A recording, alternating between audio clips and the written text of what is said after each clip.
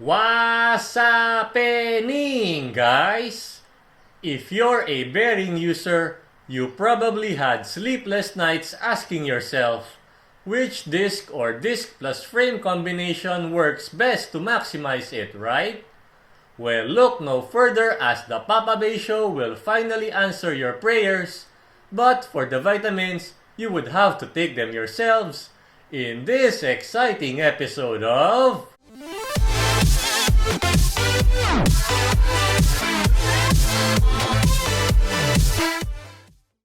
Alright! Here's an overview of the contestants. In terms of diameter or width, wall is a bit wider than lift. It's about the same width with Vanguard and is much narrower than Paradox. Lift is a bit narrower than Vanguard and much narrower than Paradox. Vanguard is also much narrower than Paradox. In terms of height, here's wall versus lift. Here's wall versus Vanguard. Here's wall versus Paradox. Here's lift versus Vanguard. Here's lift versus Paradox. Here's Vanguard versus Paradox. All four have more or less the same height.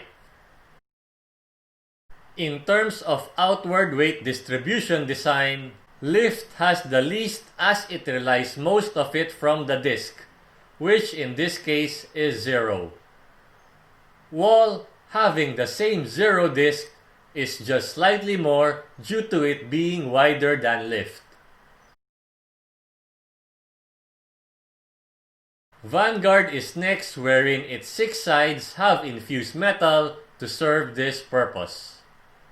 Paradox has the most, which is why it's the widest amongst the 4. In terms of shape design, lift in upskirt mode is somewhat akin to a reverse triangle in shape, thus making it the least likely to scrape the stadium floor. Vanguard doesn't have this reverse triangle shape, but it has a smooth underside as well as its edges, which somewhat helps. Wall is pretty much even with Vanguard in this regard, but with a rougher underside as well as edges, which doesn't help at all. Paradox, like Vanguard, has a smooth underside as well as edges, but its much more wider diameter offsets this and makes it the most likely to scrape. Now, let's move on to the barrage of tests, shall we?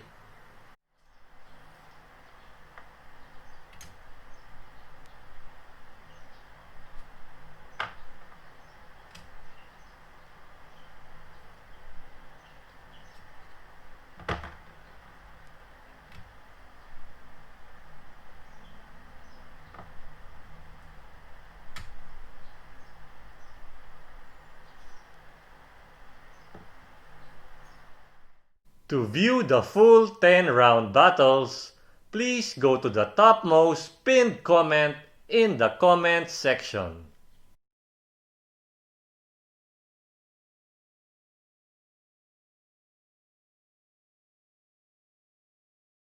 Let's analyze these results a bit.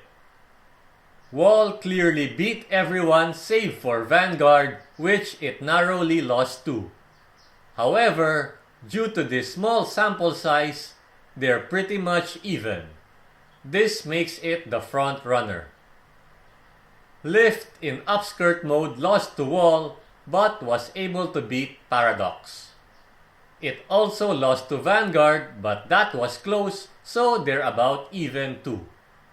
However, beating Paradox in opposite spin is not that impressive, as you'll soon see.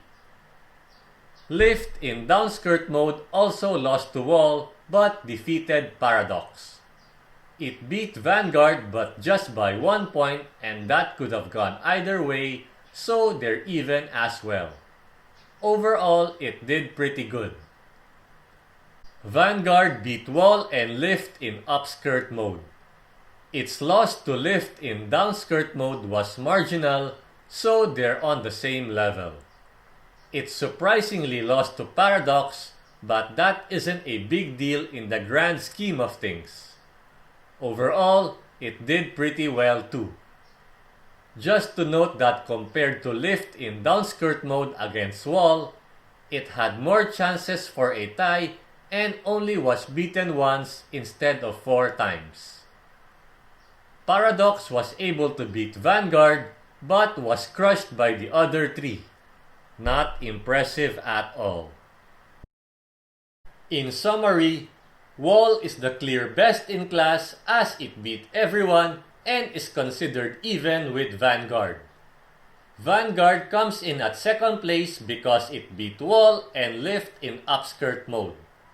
It's ranked higher than Lift in downskirt mode because although both are equals, Vanguard was able to beat the top dog Wall, while Lift in downskirt mode was only able to beat the low dog Paradox. Coming in at third is Lift in downskirt mode over Lift in upskirt mode.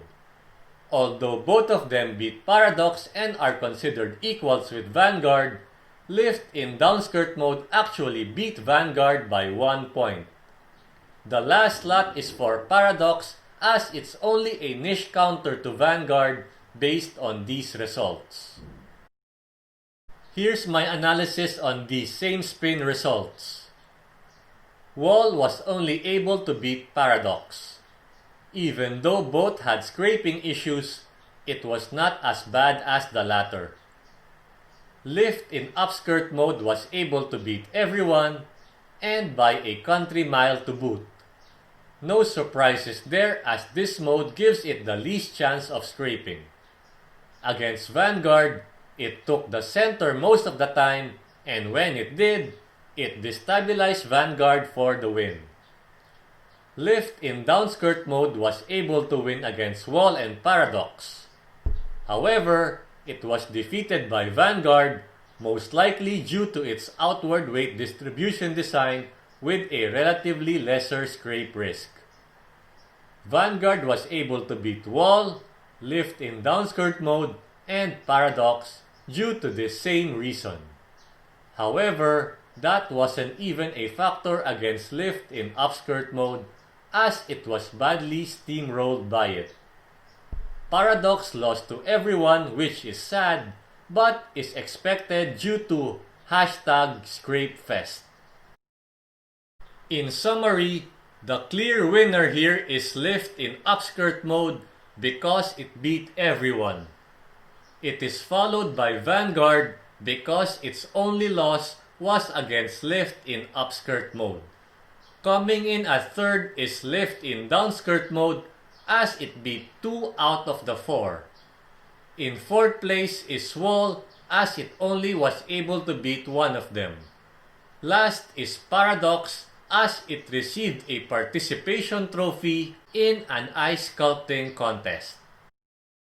So which one to choose, you ask? If on WBBA rules, the obvious choice is Lift as you can change its mode depending on your opponent to gain the upper hand. If on WBO rules, you'd want a quote-unquote specialist in your deck. In this case, the absolute best in opposite spin. Thus, Zero Wall should be the correct choice, but I may be wrong as I'm not that familiar with this rule set. If on house rules that doesn't allow mode change for layers and frames in between rounds, like Banky Trading Mall tournaments, use Vanguard. Why not Lift in upskirt mode? Because you'll be giving up too much opposite spin performance to be the top dog in same spin. Why not Lift in downskirt mode? because in these type of tournaments, Lord or Master bases are usually set to left spin as they are used as spin equalizers on bearing. Therefore, using Vanguard will gain you the advantage against wall, lift in downskirt mode, and paradox users in same spin while still having near top tier performance in opposite spin. Furthermore, against wall in opposite spin, Vanguard perform much better than lift in downskirt mode. Why not wall? Because you'll be putting all your eggs in one basket named opposite spin. In same spin matches, don't forget to take your vitamins beforehand and say your prayers during the match. Why not paradox? Because the ice sculpting contest is that way. Okay, so that's it for now, guys. I'll be seeing you again in the next episode. Same Papabey time, same Papabey channel.